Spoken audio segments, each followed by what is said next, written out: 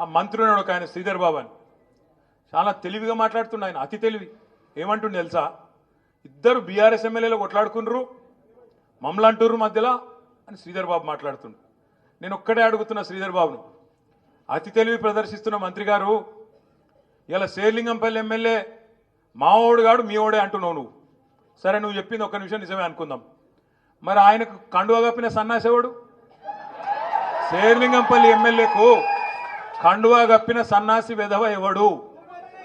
మా బీఆర్ఎస్ ఎమ్మెల్యేల ఇంటింటికి తిరిగి వాళ్ళ కాళ్ళు మొక్కుకుంటా, వాళ్ళ కాళ్ళు పట్టుకొని పోచారం శ్రీనివాసరెడ్డి ఇంటికి పోయి, కడియం శ్రీయర్ ఇంటికి పోయి, కేశవరావు గారి ఇంటికి పోయి కాళ్ళు మొక్కి కండువాలు కప్పుతున్న దౌర్భాగ్యుడు సన్నాసి వెధవ ఎవడు? చెప్పు చెప్పు శ్రీధర్ బాబు, నేను అడుగుతున్నా.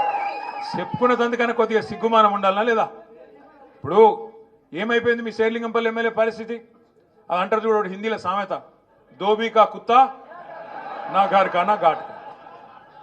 ఇక తెలుగులో ఒక పాట ఉన్నది కానీ నేను చెప్తే బాగుండదు. కొద్దిగా చాలా మంది సోషల్ మీడియాలో నడుపుతున్నారు, అది నడవని.